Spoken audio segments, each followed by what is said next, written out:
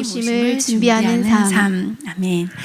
우리가 3월 달까지는 수요일 날 디모데전서 수요일 날 강해를 하다가 4월 달에 잠시 호세아서로 넘어갔다가 다시 이번 5월부터는 디모데후서 강해를 시작할 것입니다.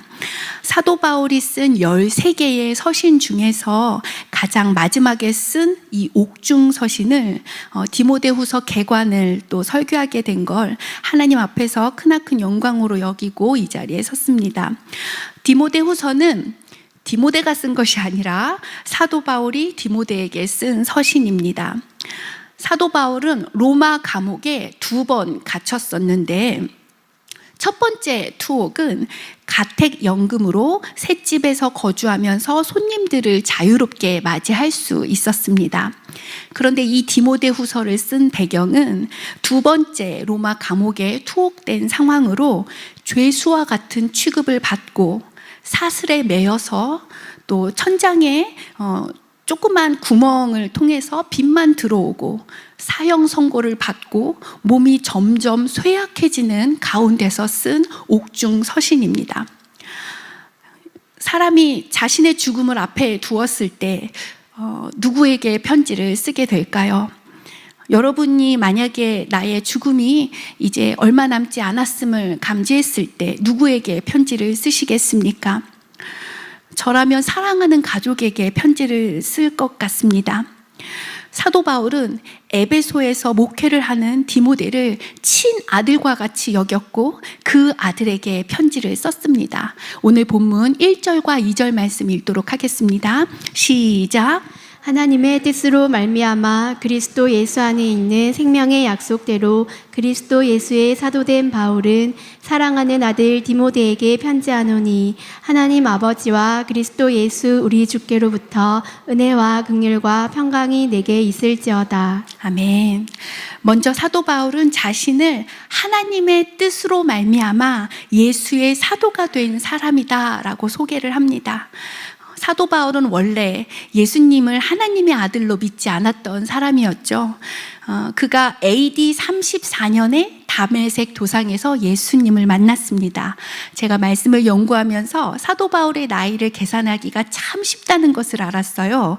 이게 AD 34년이 대략적으로 34살이라고 합니다. 그래서 연도와 나이를 같게 생각을 하시면 될 것 같습니다.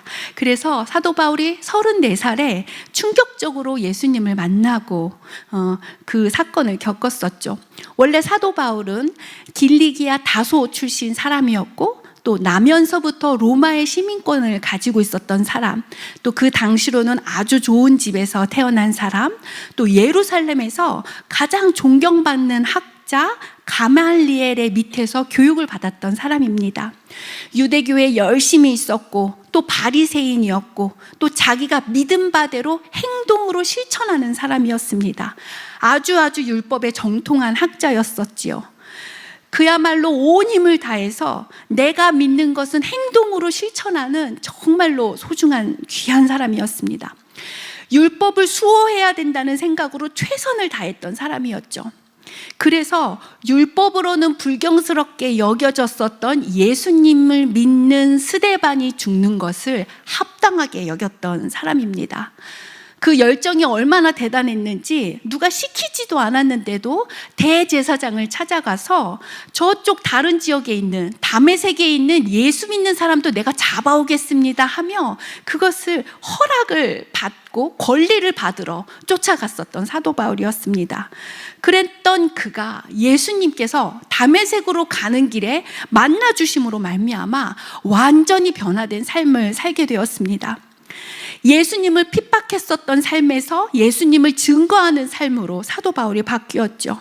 그리고 더 나아가 예수님의 복음을 위해 증거하다가 순교하는 삶으로 바뀌는 삶이 되었습니다. 정말로 예수님을 만나면 인생이 바뀌는 사람들을 우리가 보게 됩니다. 내가 그동안에 중요하게 여겼던 삶의 가치관들이 모두 다 바뀌는 것을 우리가 알게 됩니다. 땅 팔고 집 팔고 냉장고까지 팔아서 천국의 밭을 사게 되는 것이죠. 예수님을 만나면 예수님 중심의 삶으로 바뀌게 되는 것입니다. 사도 바울은 예수님을 만난 후에 3년 동안 아라비아에 가서 그동안에서 자기가 배웠었던 모든 말씀이 예수님을 향한 말씀이라고 정리가 된 후에 복음을 준비할 그 준비의 시간을 다 가진 후에 47세에 1차 전도 여행을 갔다가 거기서 디모데를 만나게 됩니다. 사도행전 16장 1절 말씀을 보겠습니다. 시작. 바울이 더베와 루스드라에도 이르매 거기 디모데라 하는 제자가 있으니 그 어머니는 믿는 유대 여자요 아버지는 헬라인이라. 디모데의 엄마는 유대인이었습니다. 그런데 아버지는 헬라인, 그리스 사람인 거죠. 즉 외국인이었습니다. 유대교 입장에서는 헬라인은 할례를 받지 않은 이방인이었습니다.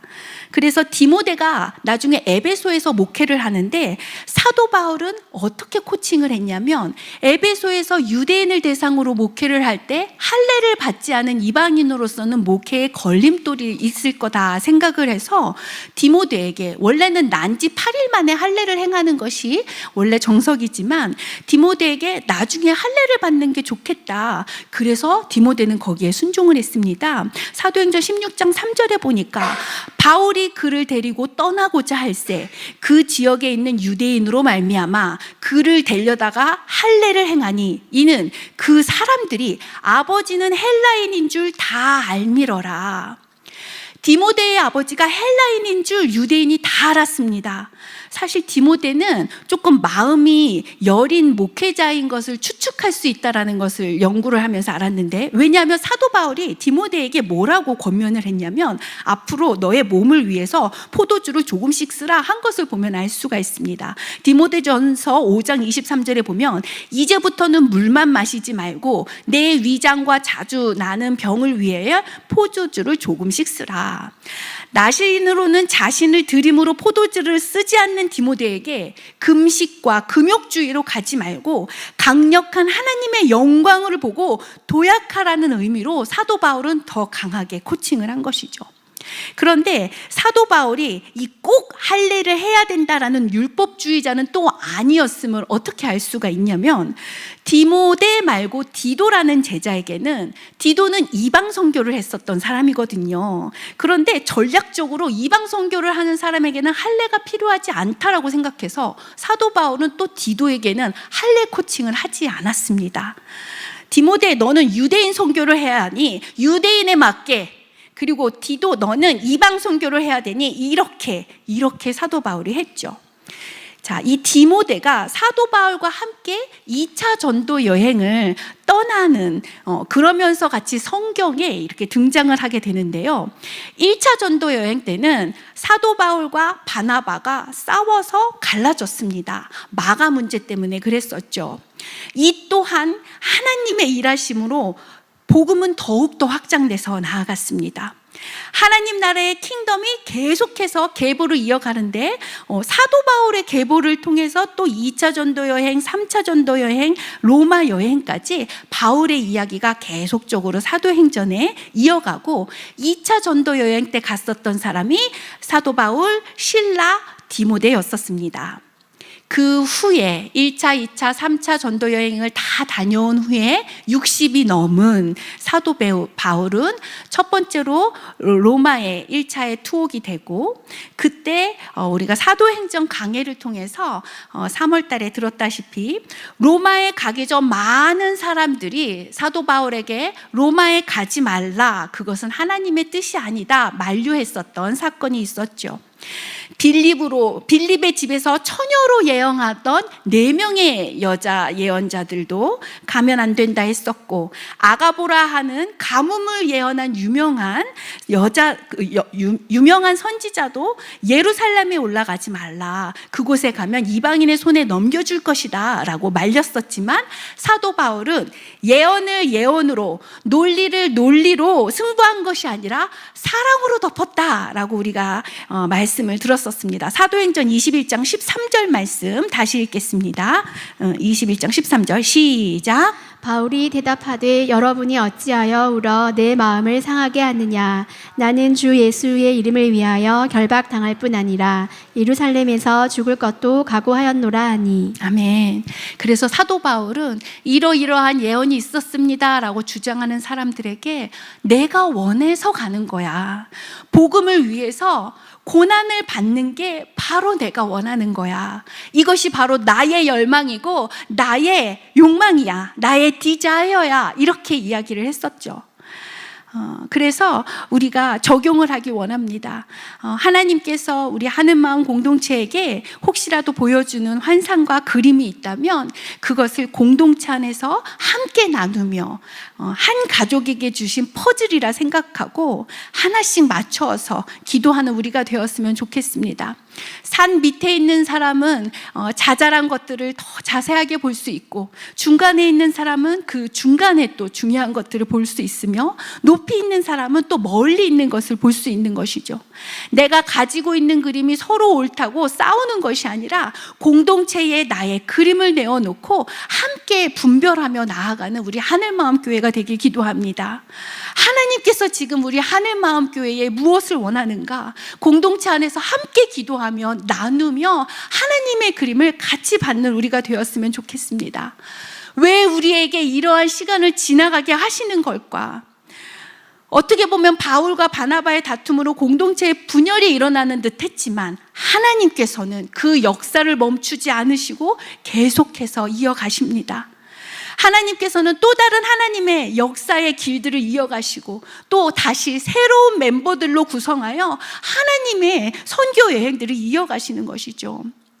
로마의 감옥에 투옥된 지 1차 감옥에 투옥된 지 2년 만에 사도 바울은 석방이 됐었고, 디모데의 목회 이야기를 들었었던 사도 바울이 속상해서 디모데전서를 기록했었습니다. 우리가 디모데전서 강해를 통해서 배웠었죠. 디모데에게 사도 바울은 이 교회가 어떻게 세운 교회인데 너희가 다른 교훈을 들었느냐. 디모데전서 4장 1절에 보니 성령이 밝히 말씀하시기를 후에 어떤 사람이 믿음에서 떠나 미혹하는 영과 귀신의 가르침을 따르리라 하였으니 이럴 때 우리가 어떻게 해야 되냐? 디모데전서 4장 5절 함께 읽겠습니다. 시작. 하나님의 말씀과 기도로 거룩하여 지니라. 말씀과 기도로 거룩할 수 있다라고 설명을 했습니다. 이단이 횡행하던 에베소 교회에게 어렵게 목회하고 있었던 디모데를 만나서 격려했습니다. 그리고 사도 바울은 4차 전도 여행을 떠나고, 사도 바울이 그때 당시에 땅끝이라고 생각했었던 서버나, 여기가 바로 스페인인데 여기를 포함해서 또 한 차례 전도 여행을 한 후에 67세가 되었을 때 2차 감옥, 바로 이 디모데후서의 배경이 되는 감옥에 갇히게 됩니다. 이 감옥에서 사도 바울은 1차의 예비 심리가 있었는데 아무도 자신을 증거해 주지 않는 것을 경험했어요. 자신을 변호해 주는 사람이 아무도 없어서 사도 바울에게 무척 불리하게 예비 심사가 이루어졌습니다. 디모데후서 4장 16절 말씀 읽겠습니다. 시작. 내가 처음 변명할 때에 나와 함께한 자가 하나도 없고 다 나를 버렸으나 그들에게 허물을 들리지 않기를 원하노라. 아멘. 나와 함께한 자가 하나도 없고 다 나를 버렸으나 라고 기록합니다. 그 앞절에 보면 사실 대만은 세상을 사랑해서 데살로니가로 갔고, 그리스계는 갈라디아로 갔고, 디도는 달마디아로 갔고, 이렇게 다 나열을 합니다. 하지만 사도 바울은 그들에게 허물을 돌리지 않기를 원하노라 라고 고백을 합니다. 최후의 공판을 기다리다가 1년 후에 참수형으로 목이 잘리는 순교를 사도 바울은 그 감옥에서 당했습니다. 상상해보면 사도 바울의 말년이 무척 심적으로 힘들었을 것 같습니다. 사도 바울 곁에서 수종 들었었던 사람들이 모두 이런저러한 이유로 다 떠나고, 의사 누가만 옆에 있었고 바울의 곁을 다 떠났습니다. 추운 지하 감옥에 갇혀서 점점 쇠약해졌을 때 사도 바울은 어떻게 그 믿음을 지켰을까? 혹시 하나님께서 나를 버리신 게 아닐까? 과연 내가 가는 이 길이 맞는 것일까? 하지만 사도 바울은 절대 그 믿음을 의심하지 않았습니다. 예수 그리스도를 의심하지 않았어요. 사도 바울은 우리에게 이렇게 도전합니다. 오히려 담대히 예수 그리스도의 좋은 병사로 고난을 받으라. 이렇게 믿음을 굳건히 하라고 도전합니다. 디모데후서 2장 3절 말씀 시작. 너는 그리스도 예수의 좋은 병사로 나와 함께 고난을 받으라. 디모데후서 2장 15절 시작. 너는 진리의 말씀을 옳게 분별하며 부끄러울 것이 없는 일꾼으로 인정된 자로 자신을 하나님 앞에 드리기를 힘쓰라. 디모데후서 4장 5절 시작. 그러나 너는 모든 일에 신중하여 고난을 받으며 전도자의 일을 하며 내 직무를 다하라. 아멘. 마지막에 감옥에서 쓴 사도 바울의 문구들입니다. 좋은 병사, 진리의 말씀을 옳게 분별해라. 부끄러움이 없는 일꾼이 되어라. 신중하고 고난을 받고 전도자의 일을 끝까지 완수해라. 비록 자신이 사형 선고를 받은 것 때문에 아들 디모데가 의기소침할 수 있더라도 이 모든 것은 주를 위해서 갇힌 것이며 절대 부끄러워하지 말라고 당부합니다. 디모데후서 1장 8절에 보니 그러므로 너는 내가 우리 주를 증언함과 또는 주를 위하여 갇힌 자 된 나를 부끄러워하지 말고 오직 하나님의 능력을 따라 복음과 함께 고난을 받으라.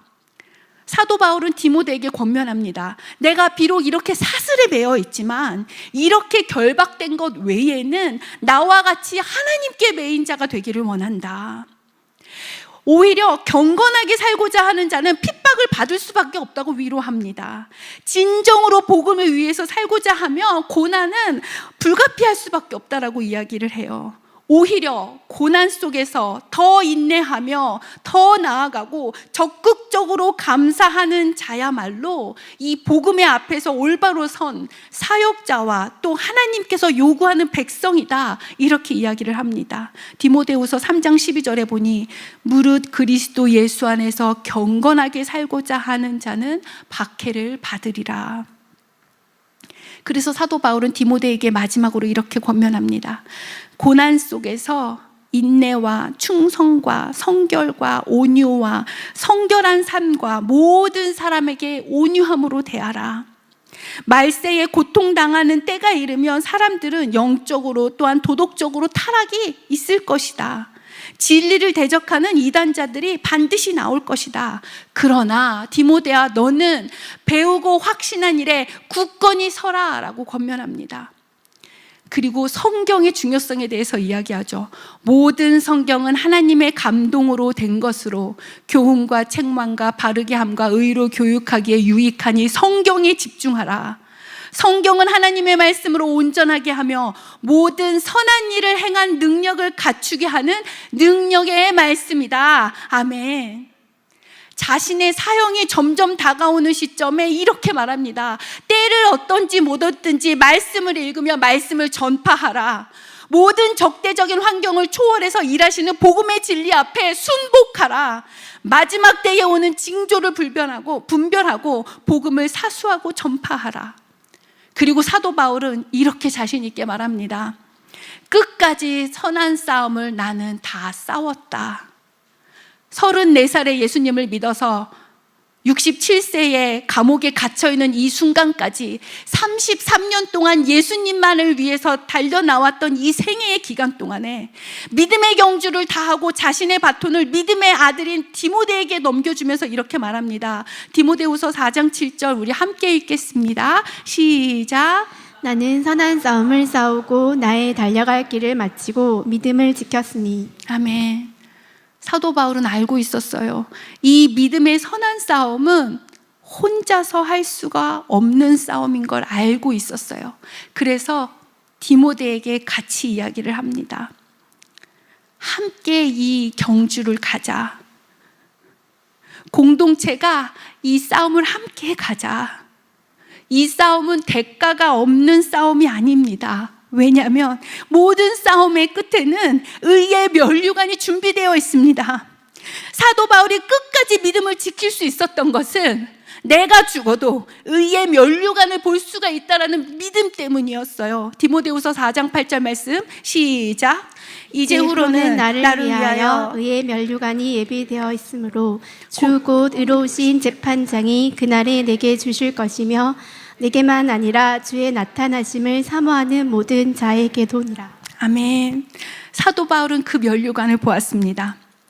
밤낮 간구하며 쉬지 않고 기도하며 사랑하는 아들 디모데에게 편지를 쓰고, 사도 바울은 그 편지를 쓰면서 자기와 생이별을 했었던 그 순간을 기억했을 것 같아요. 사도행전 20장 37절에 보니 다 크게 울며 바울의 목을 안고 입을 맞추고, 38절 다시는 그 얼굴을 보지 못하리라 한 말로 말미암아 더욱 근심하고 배에까지 그를 전송하니라. 에베소에서 사도 바울이 작별할 때의 모습입니다. 그때 보았던 디모데의 눈물을 보았을 거예요. 생각했을 거예요. 지금 현재 비록 사도 바울은 내 옆에 동역자들이 없지만 그때 나를 그렇게 사랑하면서 파송했었던, 거기 가면 죽을 거야 라는 말로 자신을 위로했었던 그때의 그 동역자들을 보았을 것입니다. 지금은 내 옆에 없지만 각자 있는 곳에서 하나님의 복음을 위해서 다 달려가고 있을 것이야. 마지막 때가, 세상의 마지막 날에 유언처럼, 사도 바울처럼 누군가에게 유언을 남겨야 된다면 여러분은 무엇을 남겨주고 싶습니까? 저는 저의 아들에게 편지를 쓸 것 같고, 그리고 또 다음 세대에게 나는 무엇을 남겨줄 것인가? 저는 두 가지라고 생각합니다. 첫째는 기도. 우리 하늘마음은 또 매일 저녁 기도를 시작했습니다. 우리가 물려줄 수 있는 유산은 기도하는 부모 세대의 뒷모습이라고 생각합니다. 한 차원 더 높은 기도로 나만을 위한 기도가 아니라 타인을 위한 기도, 또 공동체를 위한 기도, 하나님의 뜻을 위하는 기도, 하나님의 마음을 시원케 하는 기도, 하늘 마음에게 주신 특권이라고 생각합니다. 또 두 번째, 우리가 물려주어야 할 것은 서로가 서로를 사랑하는 모습이라고 생각합니다. 성도 간에 서로 사랑하고 서로 보기를 간절히 원하는 모습. 디모데후서 오늘 본문에 나온 말씀입니다. 사도 바울이 디모데를 위해서 밤낮 기도하고 얼마나 사랑했는지 3절과 4절에 나옵니다. 3절과 4절 말씀 함께 읽겠습니다. 시작. 내가 밤낮 간구하는 가운데 쉬지 않고 너를 생각하여 청결한 양심으로 조상적부터 섬겨오는 하나님께 감사하고 내 눈물을 생각하여 너 보기를 원함은 내 기쁨이 가득하게 하려 함이니. 아멘. 밤낮 쉬지 않고 사도 바울과 같이 기도하는 우리가 되길 기도합니다. 밤낮 쉬지 않고 상대방을 생각하며 사랑하길 원합니다. 밤낮 쉬지 않고 거룩함에 머물고자 노력하고 청결한 양심을 가지는 우리가 되길 원합니다. 상대방의 눈물을 생각하며 상대방의 아픔을 이해하는 우리가 되었으면 좋겠습니다. 상대방을 절절히 사랑해서 내가 원하지 않는 사람을 위해서도 사랑 넘치게 기도하는 우리가 되었으면 좋겠습니다. 사랑하는 성도 여러분, 예수님 오실 날이 얼마 남지 않았습니다. 예수님 오시는 날에 우리가 어떠한 모습으로 서길 원합니까? 오해와 불신으로, 분란으로 서시겠습니까? 아니면 말씀 안에서 사랑과 화목으로 하나님 앞에서 서시겠습니까? 사도 바울도 바나바와 심하게 다투었지만 사실 그때를 생각해 보면 어쩌면 여기도 한두 달은 말조차 하기 힘들었을 것입니다. 그러나 하나님께서는 분명히 그들을 통해서 계속해서 하나님의 역사를 이어가셨습니다. 예수님 오시는 그날에 우리가 세마포 옷을 입고 예수님 맞이하는 그날을 꿈꾸며 사랑으로 연합하는 우리가 되길 원합니다. 제가 먼저 이 자리에서 회개하기 원합니다. 알량한 지식으로 남들을 비판했었던 걸 회개하고 제가 아는 것이 전부라고 했었던 저의 과거를 회개합니다. 내가 정말 성도들 하나하나를 생각하며 얼마나 기도했는지 회개합니다. 사도 바울과 같이 밤낮 간구했었는지 회개하고 너를 생각하는 마음이 얼마나 컸는지 회개합니다. 하나님, 우리가 예수 그리스도 오는 그 마라나타 예수를 기대했으면 좋겠습니다. 우리가 그 예수님을 소망하며 지금의 이 과정은 아무것도 아닙니다. 우리가 다시금 다음 세대에게 기도하는 모습을 넘겨주고 사랑하고 회복하는 모습이 넘겨주는 우리 하는 마음이 되었으면 좋겠습니다. 한 달 동안 기도하는 우리 더욱더 힘을 모으고 하나님 앞에 나가고 예수님의 복음 앞에 집중하는 저와 여러분이 되시길 예수님의 이름으로 축복합니다. 우리 그 예수님 생각하시면서 마라나타 주 예수와 함께 찬양했으면 좋겠습니다. 땅의 모든 끝 모든 족속이 주를 찬송할 때, 모든 열방이 주께 돌아올 때 하나님, 우리가 부끄러워하는 모습이 아니라 힘들고 어려웠던 고난의 시간 가운데 기도함으로 인내함으로 서로를 끝까지 사랑했었던 모습으로 나오게 하여 주시옵소서. 예수님 오시는 그날을 선포하며 기도합니다 하며 함께 이 찬양으로 영광 돌리겠습니다.